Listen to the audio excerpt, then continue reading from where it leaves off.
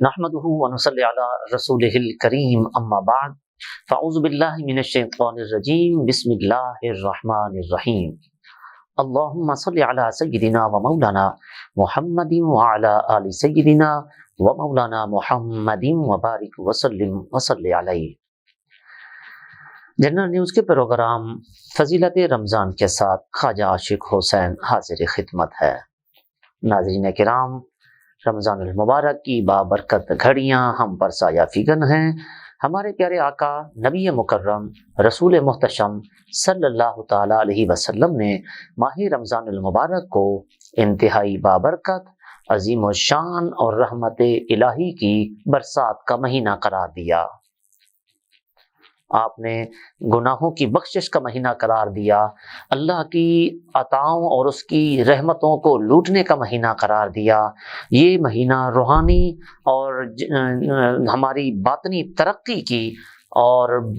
ہماری باطنی جو بالیدگی ہے اس کے حصول کے لیے، تقوی کے حصول کے لیے، زہد و ورع کے حصول کے لیے ایک نسخہ اکسیر کی حیثیت رکھتا ہے، بلکہ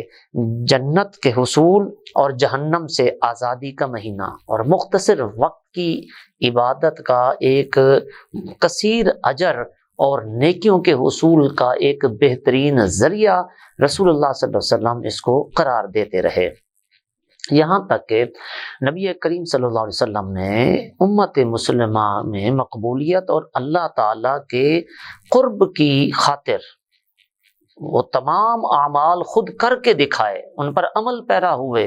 تاکہ میری امت کو ان پر عمل پیرا ہونا آسان ہو جائے۔ تو اس حوالے سے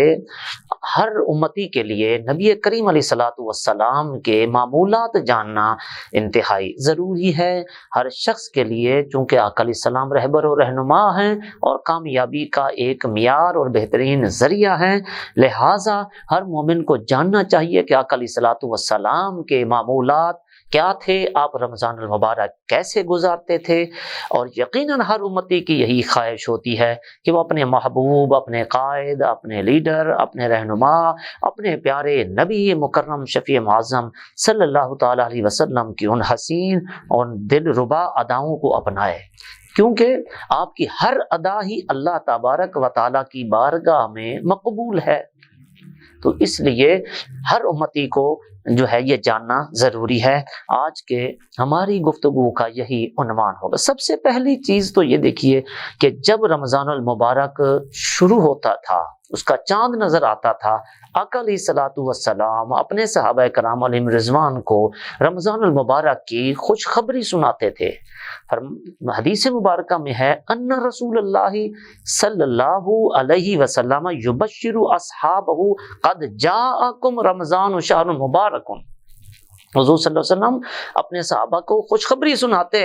کہ رمضان جو برکت والا مہینہ ہے وہ تشریف لے آیا ہے۔ یعنی حضور کو اس پاک مہینے سے چونکہ محبت اور اس مہینے کو بابرکت سمجھتے تھے، تو ہمارے ہاں بھی الحمدللہ امت مسلمہ میں یہ باقاعدہ رمضان المبارک جب آتا ہے تو مبارکباد دینے کا جو سلسلہ ہے یہ کوئی بدعت وغیرہ نہیں ہے، بلکہ پاک نبی علیہ السلام کی مبارک سنت سے ثابت ہے۔ اسی طرح جب رمضان المبارک کا باقاعدہ آغاز ہو جاتا تو آپ صلی اللہ علیہ وسلم کثرت سے اللہ کی عبادت میں مشغول و مصروف ہو جاتے تھے۔ خاص طور پہ رات کا جو قیام ہوتا تھا وہ تراویح کی صورت میں آپ فرماتے۔ حضرت سیدہ عائشہ صدیقہ رضی اللہ تعالی عنہا نماز تراویح کے بارے میں فرماتی ہیں کہ رسول اللہ صلی اللہ تعالی وسلم نے مسجد میں لوگوں کو نماز پڑھائی، بہت سارے لوگ آئے، پھر دوسرے دن نماز پڑھائی، تب بھی بہت سے لوگ جمع ہو گئے، پھر تیسرے دن آپ نے نماز جب پڑھانے کے لیے پھر صحابہ انتظار کرتے رہ گئے، مگر آپ گھر سے باہر تشریف نہ لائے۔ جب صبح ہوئی تو لوگوں نے آپ صلی اللہ علیہ وسلم سے پوچھا تو آپ نے فرمایا کہ مجھے باہر آنے سے جس چیز نے روکے رکھا وہ یہ خوف تھا کہ کہیں یہ نماز تم پر فرض نہ ہو جائے، کہیں فرض نہ ہو جائے۔ اس لیے اسی طرح حضور صلی اللہ علیہ وسلم کئی ایسی چیزیں ہیں جو امت کے مشقت میں پڑنے کی وجہ سے آپ نے جو ہے وہ بسا اوقات ترک فرماتے رہے، جیسے مسواک ہے، حضور صلی اللہ علیہ وسلم نے فرمایا اگر مجھے اپنی امت کے مشقت میں پڑنے کا اندیشہ نہ ہوتا تو میں ہر وضو کے ساتھ اس کو لازم قرار دے دیتا۔ تو اس سے معلوم ہوا کہ حضور صلی اللہ علیہ وسلم نے بہرحال رمضان المبارک کی رات کو نماز تراویح خود بھی ادا کی، دوسروں کو بھی پڑھائی، بلکہ آپ نے فضیلت بیان فرمائی ہے، من قام رمضان ایمانا و احتسابا غفر له ما تقدم من ذنبی، فرمایا جس نے ایمان اور ثواب کی نیت سے جو قیام کیا یعنی نماز تراویح ادا کی تو اللہ تعالیٰ اس کے جتنے پچھلے گناہ تھے وہ سارے معاف فرما دے گا۔ اب یہ حضور صلی اللہ علیہ وسلم نے کوئی شخص یہ کہے کہ لو جی حضور نے تو پھر 2 دن 3 دن نماز تراویح پڑھی تھی، باقی تو آپ نے پورا مہینہ پڑھتے ہیں،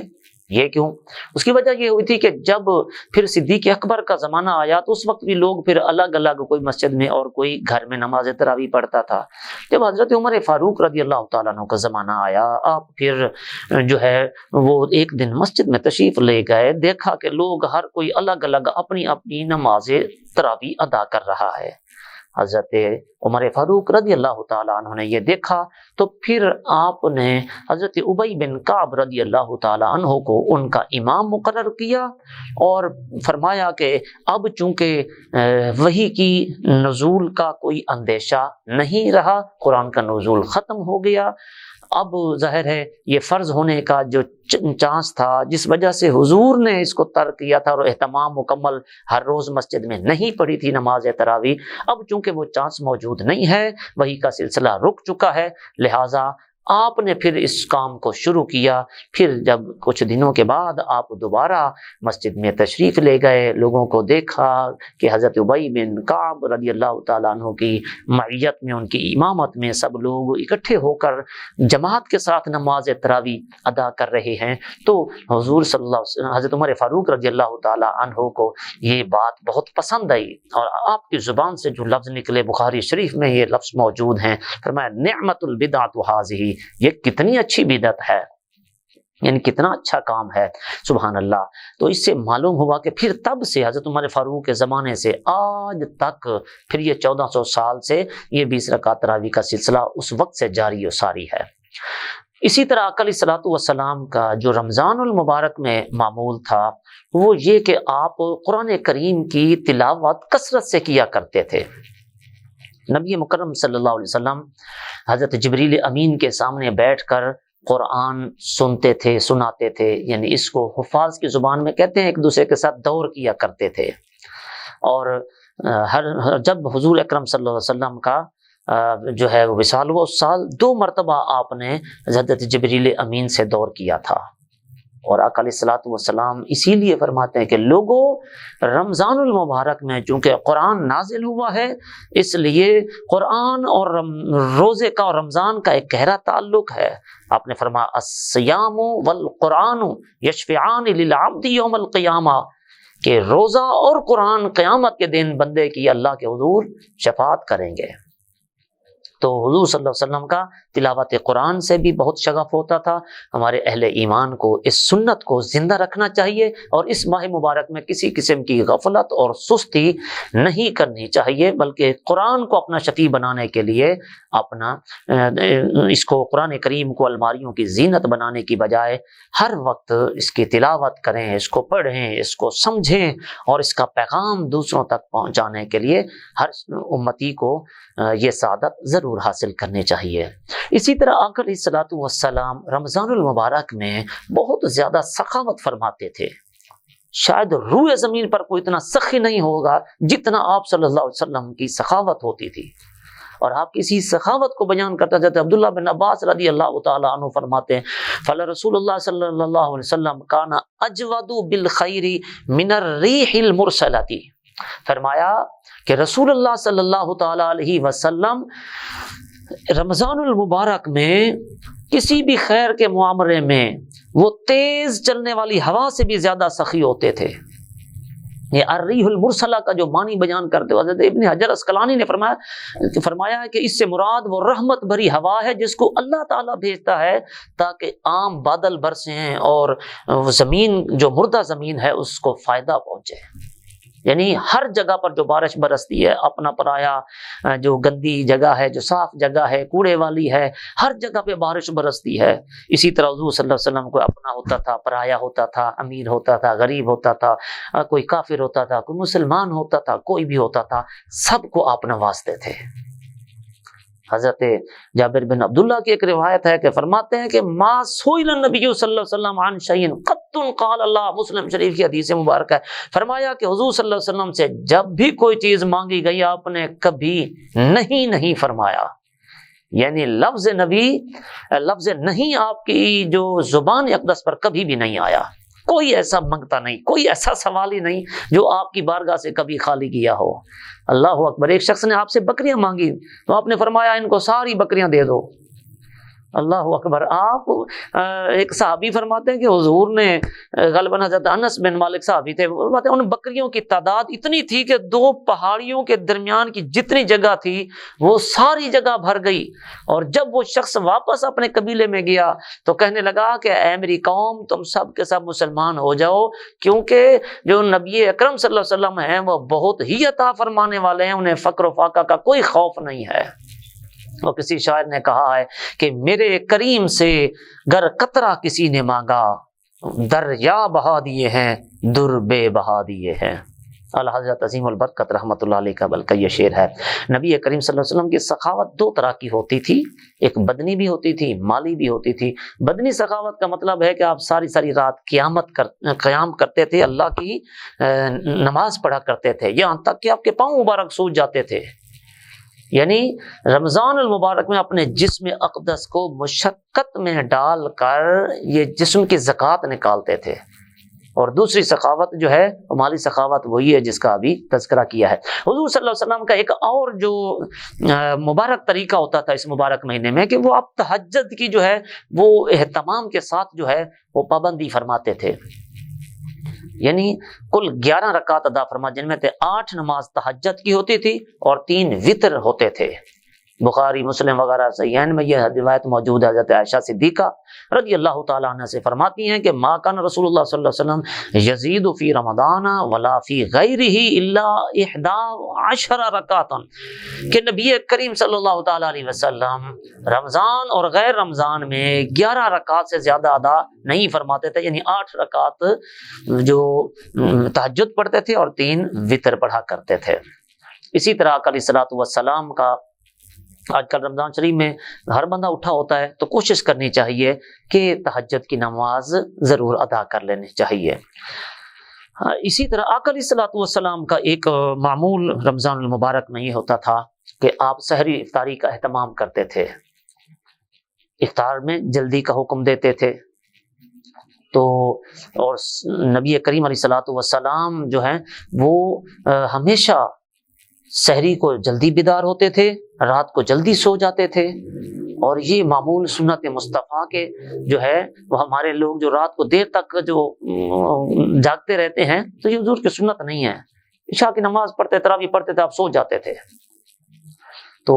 ہمارے حضرات کو جو ہے وہ اس طرف توجہ کرنی چاہیے۔ بہرحال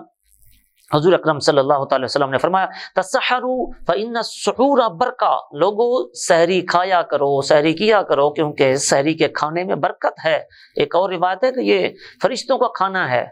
اور اسی طرح فرمایا عجلوا الافطار واخروا السحور، لوگو افطار کرنے میں جلدی کرو اور سحری کرنے میں حتی الوسع، آخری حد تک جو ہے وہ سحری کے یعنی حضور صلی اللہ علیہ وسلم تاخیر فرمانے والے تھے، آخری وقت میں آخری وقت تک جو ہے وہ سحری کیا کرتے تھے۔ حضور نے بلکہ ایک روایت میں یہ بھی آتا ہے، آپ نے اس کی ریزن ایک بتائی کہ یہودی لوگ جو ہے وہ افطاری لیٹ کرتے ہیں، تو حضور نے فرمایا جب تک میری امت افطار میں جلدی کرتے رہیں گے وہ بھلائی پر رہیں گے۔ اسی طرح آقا علیہ الصلوۃ والسلام کا رمضان المبارک کے آخری عشرے میں اعتکاف بھی آپ کا معمول تھا۔ حضور علیہ اکرم صلی اللہ علیہ وسلم نے اپنی زندگی میں پوری لائف میں 9 رمضان شریف پائے ہیں، بلکہ یہ مدینہ طیبہ کی مبارک زندگی میں ہر سال آپ اعتکاف کرتے تھے، مکہ مکرمہ میں نہیں کرتے تھے، مدینہ طیبہ میں 9 رمضان پائے، تو اس میں آپ ہر سال اعتکاف کرتے تھے۔ آپ کے بعد آپ کی ازواج مطہرات بھی اعتکاف کرتے تھے، اور اس کا جو مقصد تھا، آپ کی جو عادت مبارکہ تھی، اس کا مقصد تعلیم امت بھی تھا اور تزکیہ نفس بھی تھا، رجوع الی اللہ بھی تھا، روحانی اور جو ترقی ہے اور اللہ تعالیٰ کا قرب اور اللہ کی معرفت حاصل کرنا ہے، وہ بھی ایک بنیادی مقصد میں سے ایک مقصد ہوتا تھا۔ حضور صلی اللہ علیہ وسلم نے حتیٰ کہ ایک مرتبہ آپ کہیں گئے ہوئے تھے تو اس سال اعتکاف نہیں کر سکے تھے، تو اگلے سال آپ نے 20 دن کا اعتکاف کیا تھا۔ اسی طرح حضور صلی اللہ علیہ وسلم کے رمضان مبارک کے معمولات میں یہ ہے کہ آپ روزہ کی حالت میں مسواک بھی فرمایا کرتے تھے، رمضان مبارک میں آپ بچھنے بھی لگوا لیا کرتے تھے، رمضان مبارک میں آپ جھوٹ سے، تو ویسے ہی آپ نے خود تو آپ معاذ اللہ اس سے محفوظ تھے، لیکن آپ دوسرے لوگوں کو بھی آقا علیہ الصلوۃ والسلام نے جو رذائل اخلاق ہیں، جو بری چیزیں ہیں، جھوٹ ہے، غیبت ہے، جتنی بھی غیر اخلاقی معمولات ہیں، ان سے بچنے کا آقا علیہ الصلوۃ والسلام نے حکم دیا تھا۔ آقا علیہ الصلوۃ والسلام کے معمولات میں اسی طرح راتوں کو قیام کر کے اللہ رب العالمین کی طرف رجوع کرتے تھے۔ تو یہ جو چند ایک اعمال ذکر کیے گئے ہیں، حضور صلی اللہ علیہ وسلم اس انداز کے ساتھ رمضان المبارک کو گزارا کرتے تھے۔ ایز اے امتی، ایز اے مسلم، حضور صلی اللہ علیہ وسلم کے ایک امتی ہونے کی حیثیت سے ہمیں بھی چاہیے کہ اپنے معاملات اس انداز میں چلائیں جس طرح پیارے آقا علیہ الصلوۃ والسلام رمضان المبارک کو گزارا کرتے تھے۔ اللہ رب العالمین ہم سب کو حضور کی شریعت مطہرہ، حضور کی سنت مبارکہ اور سیرت طیبہ پر عمل پیرا ہونے کی توفیق عطا فرمائے، آمین۔ اسی کے ساتھ ہی اپنے میزبان خواجہ عاشق حسین کو اجازت دیجیے، انشاءاللہ اگلے پروگرام میں آپ سے ملاقات ہوگی، تب تک کے لیے اللہ نگہبان۔ السلام علیکم ورحمۃ اللہ وبرکاتہ۔